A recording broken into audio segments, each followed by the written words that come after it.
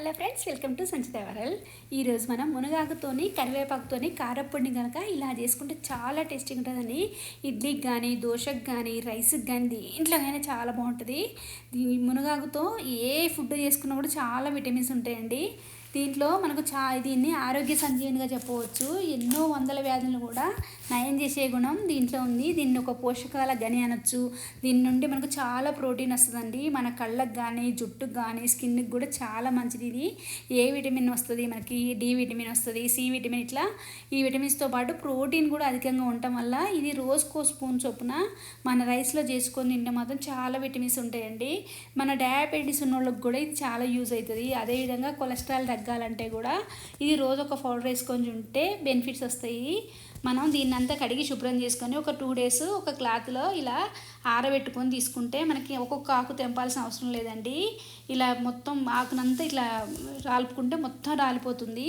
దీన్ని అంతా శుభ్రం చేసుకొని ఒక బౌల్లో పోసుకుందాం. మన లేడీస్కి అయితే ఇది చాలా మంచిదండి. దీంట్లో ఐరన్ ఎక్కువగా ఉండటం వల్ల చాలా బెనిఫిట్స్ ఉంటాయి. ప్రతి ఆడవాళ్ళలో కూడా ఐరన్ అనేది చాలా తక్కువ ఉంటుంది. అందువల్ల దీన్ని ఎక్కువ తినడం వల్ల మనం ఐరన్ డెఫిషియన్సీస్ కూడా తగ్గించుకోవచ్చు. చాలా మంచిది మన బాడీకి. ఇలా దీంట్లో ఉన్న పుల్లలన్నీ కూడా వేసుకొని నీట్గా ఆకుని తీసుకుందాము.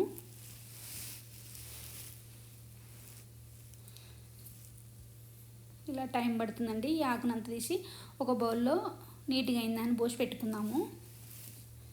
అదేవిధంగా కరివేపాకును కూడా కడిగి అలా నీడలో ఎండబెట్టుకుంటే ఒక 2 daysలోనే మొత్తం రాలిపోతుందండి. మనం మునగాకును ఎలా చేసుకున్నామో కరివేపాకును కూడా అలానే చేసుకోవాలి. ఇలా ఆరబెట్టుకొని ఆకులన్నిటి కూడా తీసుకుందాము.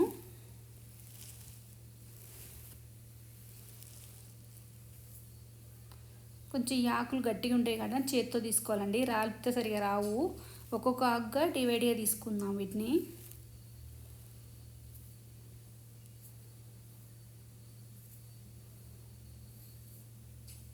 ఇలా డివైడ్ చేసుకుందాం అంత ఆకుని.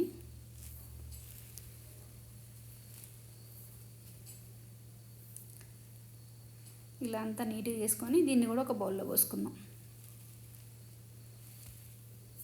ఈ ఆకులు మాత్రం కొంచెం టైమే తీసుకుంటుందండి, నెమ్మదిగా చేసుకోవాల్సిందే.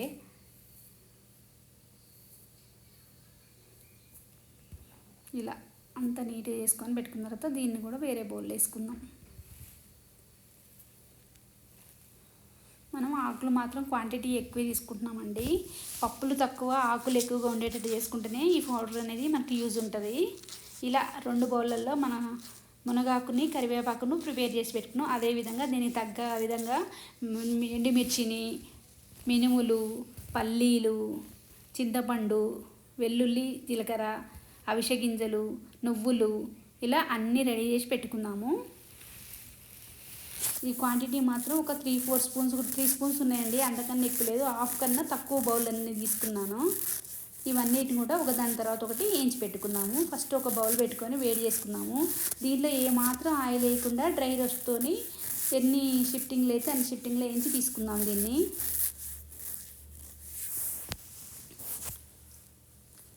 నెమ్మదిగా మీడియం ఫ్లేమ్ మీద పెట్టేయించాలండి. దీంట్లో ఆయిల్ వేయం మనము.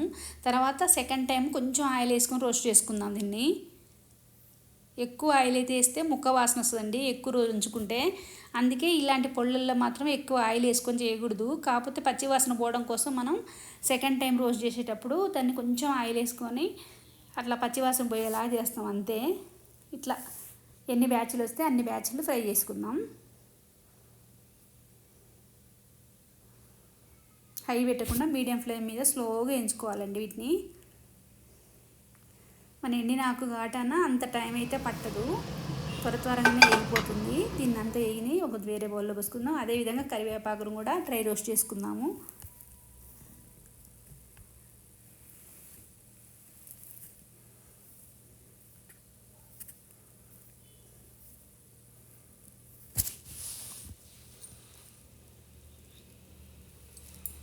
తర్వాత సెకండ్ టైము మళ్ళీ దాంట్లో వేసుకొని కొంచెం ఆయిల్ వేసుకొని రోస్ట్ చేసుకుందాము. ఎక్కువ ఆయిల్ అయితే వాడొద్దండి.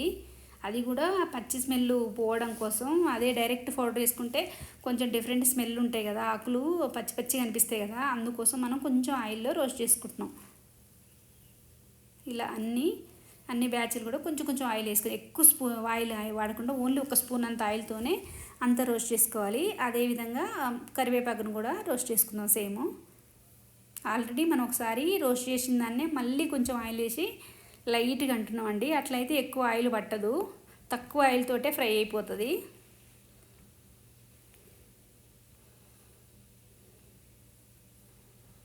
ఇలా స్లోగా మీడియం ఫ్లేమ్ మీద ఆయిల్ వేడయ్యేంత వరకే అండి.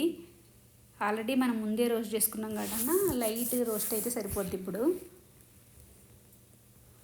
ఇలా ఈ రెండు కూడా రోస్ట్ చేసి పక్క పెట్టుకుందాం.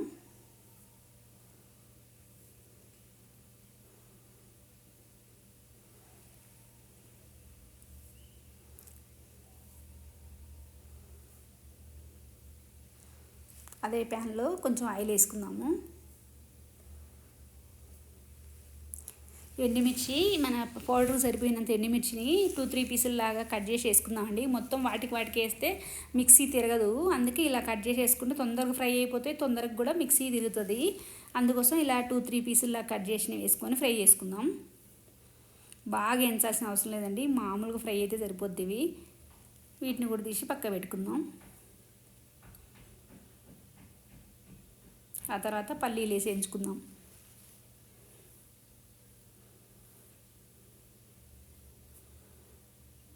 ఈ పల్లీలు పప్పులు మాత్రం అన్నీ కొంచెం కొంచెం క్వాంటిటీ తీసుకోవాలి.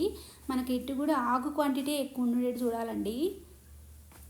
అది టేస్ట్ కోసమే పప్పులు వేసుకుంటున్నాం, ప్యూర్ ఆకులు అయితే తినలేం కదా, అందుకోసం మనం వీటిని కొంచెం కొంచెంగా తీసుకొని ఎంచుకుంటున్నాం. ఒక అవిసె గింజలే ఎక్కువ తీసుకుంటామండి, ఫ్లాక్స్ సీడ్స్ని. మినుములు పల్లీలు మాత్రం తక్కువ క్వాంటిటీ తీసుకుంటాం.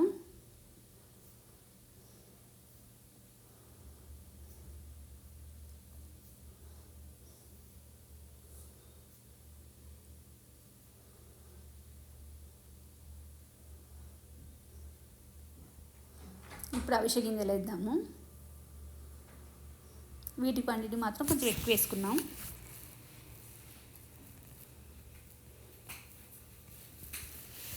ఇవి నువ్వుల్లాగా చిట్టపట పైకి అంటూ ఉంటాయండి, అప్పుడే ఇవి వేగిపోయినట్టు. హై పెట్టకుండా మీడియం ఫ్లేమ్ మీద స్లోగా వేయించుకోవాలి ఇవి మాత్రం.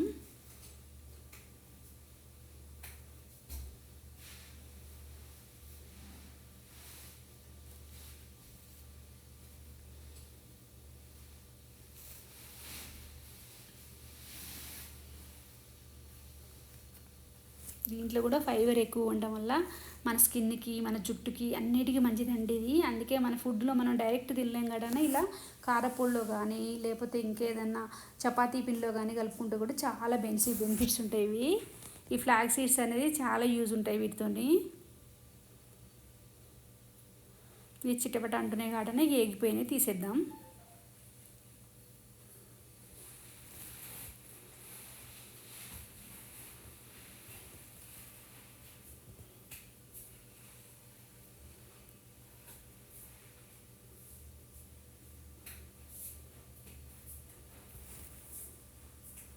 లాస్ట్కు నువ్వులు వేసుకొని ఎంచుకుందాం.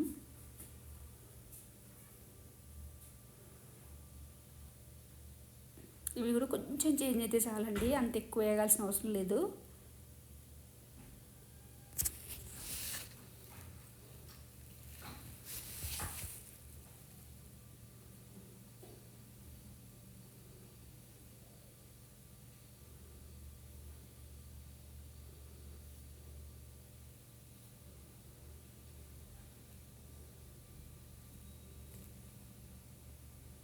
ఇలా చిట్టపటాన్ని పైకి లేచినట్టు అనిపిస్తాయి కదా, అప్పుడు పని చేసుకుంటే సరిపోద్ది. ఇది కొంచెం కలర్ కూడా చేంజ్ అవుతాయండి, వేగిపోయినవి. వీటి తీసి కూడా ఆ పప్పులనే పోసుకుందాం అన్నీ. ఇవన్నిటిని కూడా చల్లబరుచుకుందాము. ఈ లోపల చల్లగైన మునగాకు కరివేపాకు ఉంది కదా, ఆ రెండింటిని కలిపి కూడా మిక్సీ చేసుకుందాం.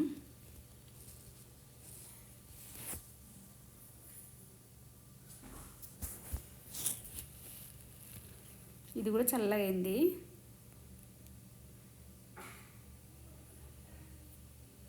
మంచిగా చల్లగైంది, ప్లస్ క్రిస్పీగా అండి. ఇట్లా స్మాష్ చేస్తే కూడా మంచి పౌడర్ అవుతుంది మనకి.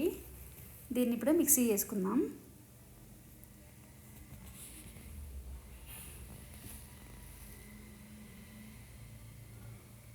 ఒక మిక్సీ జార్ తీసుకొని దాంట్లో ఈ ఆకునంతా వేసుకొని మిక్సీ చేసుకుందాం.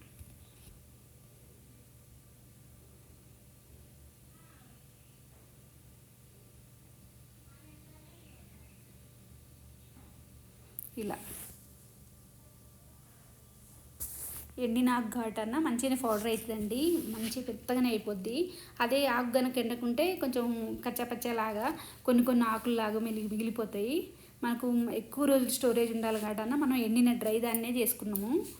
ఆ తర్వాత ఈ మిరపకాయలను, పల్లీలని, ఇవన్నీ అన్నింటిని కూడా మిక్సీ చేసుకుందాం.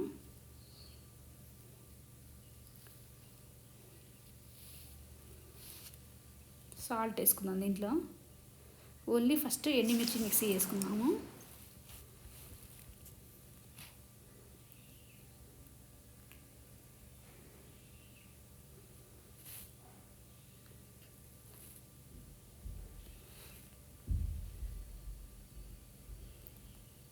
తర్వాత పల్లీలు, మినువులు, నువ్వులు, అవిసె గింజలు ఉన్నాయి కదా, ఇవన్నింటిని కూడా మిక్సీ చేసుకుందాం.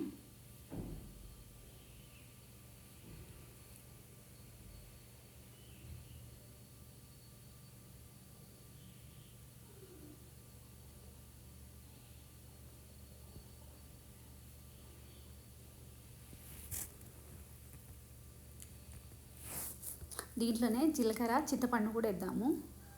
జీలకర్ర, చింతపండు, వెల్లుల్లి ఈ మూడింటిని కూడా వేసి మిక్సీ చేసుకుందాం. ఇలా పౌడర్ తయారైపోయింది. దీన్ని కూడా మనం ముందుగా పట్టుకున్న కారపొడి, ఆకుపొడులు ఉన్నాయి కదా, వాటిలలో కలుపుకుందాము. కొంచెం ధనియాలు కూడా వేసుకోవచ్చండి, ఎవరిష్టం వాళ్ళు. ఇప్పుడు ఈ 3 పౌడర్లు కూడా మనం మంచిగా కలుపుకుందాం. సాల్ట్ ఏమైనా సరిపోకపోతే కూడా చూసుకొని మళ్ళీ తర్వాత వేసుకోవచ్చు.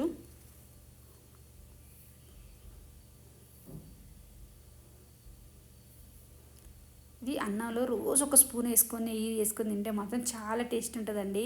టేస్ట్ విటమిన్స్ ఉంటుంది ఈ పొడి మాత్రం. టేస్టీ మునగాకు కరివేపాకు పొడి రెడీ అవుతుందండి. చూస్తుంటే స్మెల్ గుమాళిచ్చింది, అంత బాగుంది ఈ పొడి. ఇలా గడ్డలు లేకుండా పప్పులు అన్నీ ఈవెన్ కలిసేటట్టుగా కలుపుకుందాం. ఇది రెడీ అయిపోయిందండి, టేస్టీ మునగాకు పొడి. ఫ్రెండ్స్, లైక్ చేయండి, కామెంట్ చేయండి, సబ్స్క్రైబ్ చేయండి మా ఛానల్ని.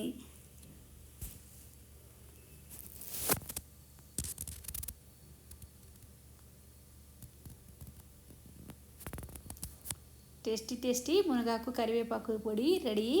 ఇది ఒక 3 to 6 months వరకు కూడా రెడీ ఉంటుందండి. Please like, share, comment.